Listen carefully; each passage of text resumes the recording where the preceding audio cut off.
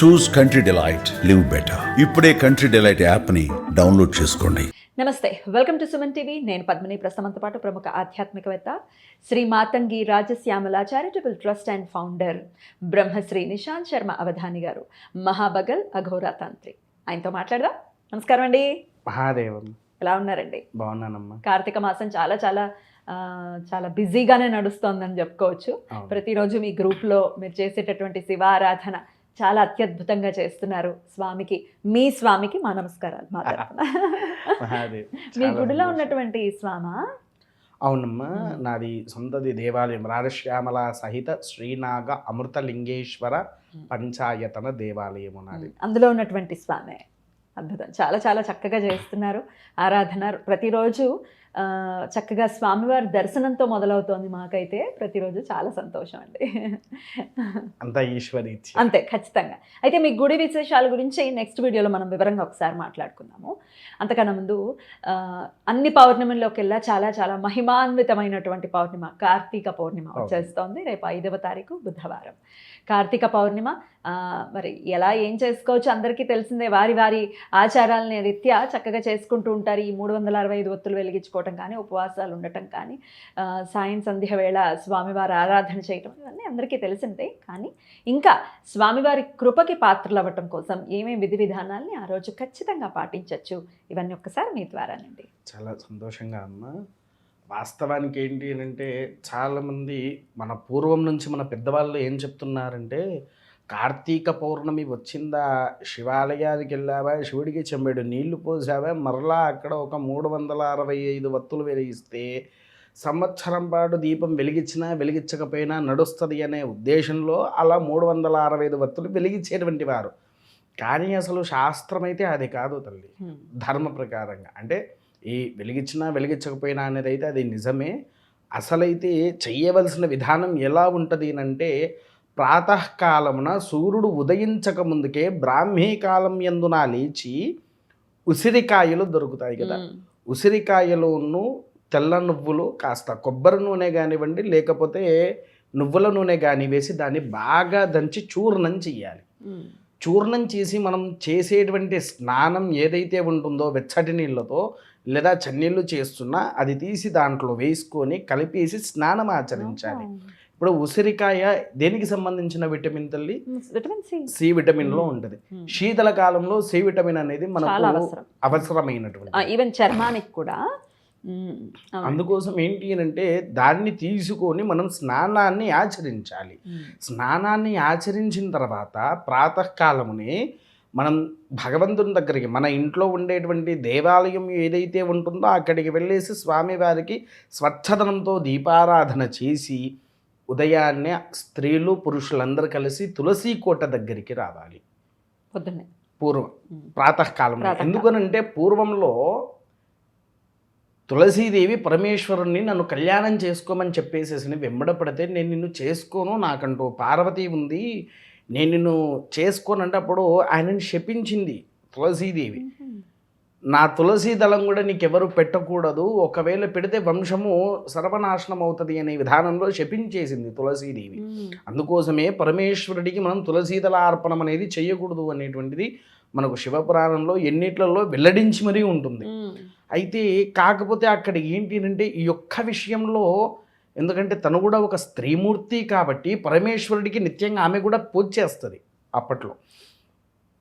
అయితే ఈ కార్తీక మాసం వచ్చినప్పుడల్లా ఆమె కూడా ఆయనకు దీపారాధన చేస్తూ ఉంటుంది.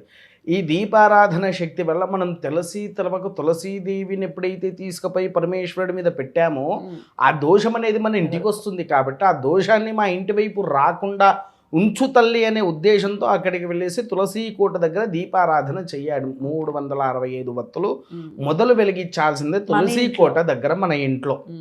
తులసీ కోట దగ్గర అది వెలిగిన తర్వాత దేవాలయానికి వెళ్ళి స్వామివారికి పంచామృతాభిషేకాలు అనేటువంటిది ఆచరించాలి.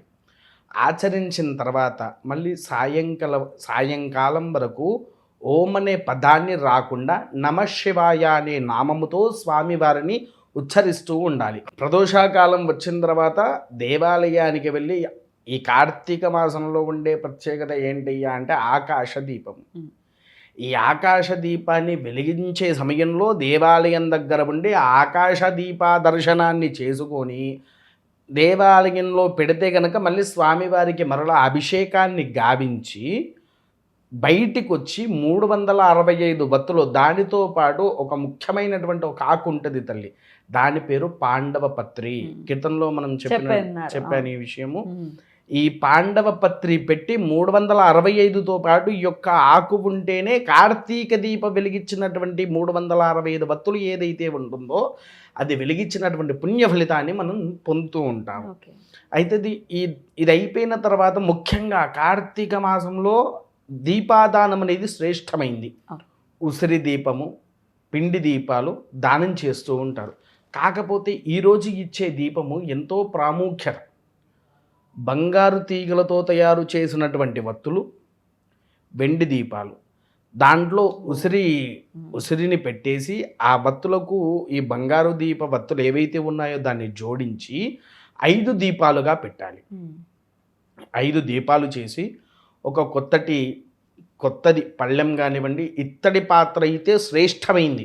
ఇత్తడి పాత్రలో బియ్యాన్ని పోసేసి బియ్యాన్ని శ్రద్ధగా పెట్టేసి స్వయం పాకాధికాలు, బియ్యం, పప్పు, ఉప్పు, కూరగాయలు ఉంటాయి కదా తల్లి, అవన్నిటిని కూడా చుట్టూరుగా పెట్టేసేసి ముఖ్యంగా అసలైంది మనకేంటి కార్తీక మాసంలో హరిహరులను పూజించేటువంటి గొప్ప మాసము. ఈ మాసం మనకు ఇంకా ఏ మాసంలో వీళ్ళిద్దరిని ఎక్కువగా ఆచరించేది కాదు.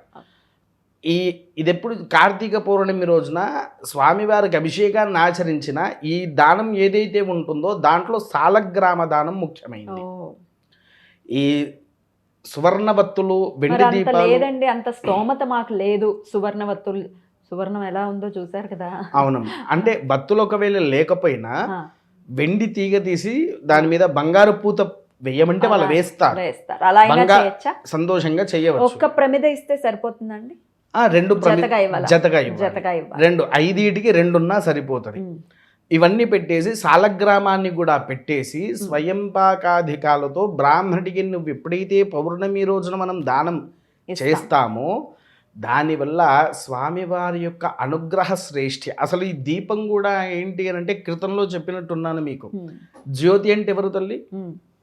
పరమేశ్వరుడి యొక్క కుమార్తె. మామూలుగా వాస్తవానికి మీకు తెలిసినంత వరకు శివుడికి ఎంతమంది భార్యలు తల్లి? ఒక్కరేనా? ఎంతమంది కుమారులు? కుమారులు అంటే 2 కుమార్తెలు. మానసాదేవిని కూడా కుమార్తె అని అంటూ కుమార్తెని అసలు ఇవన్నీ పక్కన పెట్టేస్తే ఆయన జగదప్పితరో వందే పార్వతీ పరమేశ్వరం. ఆయనకి పిల్లలు ఎంతమంది అంటే వాస్తవానికి ఏంటంటే 4 భార్యలమ్మా. 4 భార్యలా?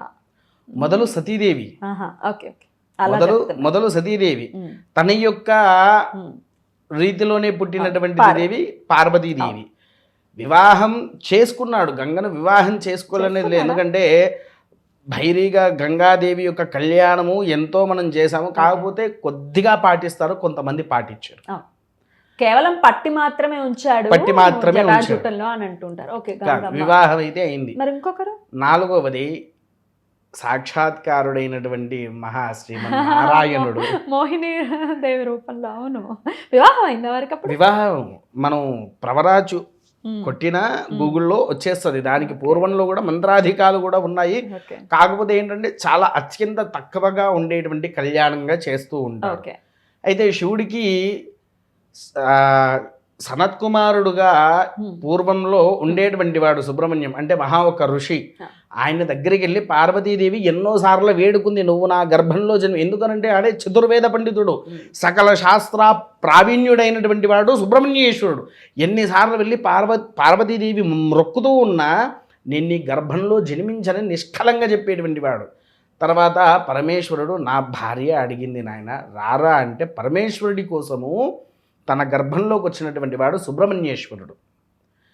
సుబ్రహ్మణ్యేశ్వర స్వామి కంటే ముందు హరితంతో అంటే పసుపుతో తయారు చేసినటువంటి వాడు గణపతి. అటు మోహినీదేవి గర్భంలో జన్మించిన వాడు అయ్యప్ప. 3 కుమార్తెలు 3. ప్రథమంగా వనదేవతగా సృష్టించబడినటువంటి దేవత అశోక సుందరి.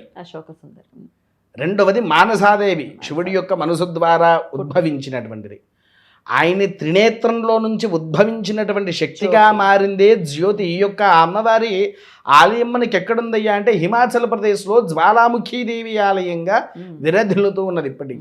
జ్వాలాముఖి అమ్మవారే జ్యోతిదేవి. ఓకే, విన్నారా? అయితే ప్రథమ పూజితంగా ఇటు జ్యోతిగా, ప్రథమ రక్షకిగా జ్యోతిగా ఉండేటువంటిది, ప్రధాన పూజుడైనటువంటి వాడు గణపతి. రైట్. ఇది అసలైన శాస్త్రం తల్లి. అయితే ఇక్కడ ఏమైంది అంటే ఈ యొక్క దీపాన్ని ఎవరైతే దానం చేస్తున్నారో వారి యొక్క వంశము వృద్ధి కావడానికి కోసం చేస్తూ ఉన్నారు. ఆ వంశవృద్ధి ఎప్పుడు గావిస్తుంది అని అంటే ఈ కార్తీక మాసంలో దీపదానం వెనకాల ఉండే ఎన్నో గొప్ప రహస్యాలు ఉన్నాయి.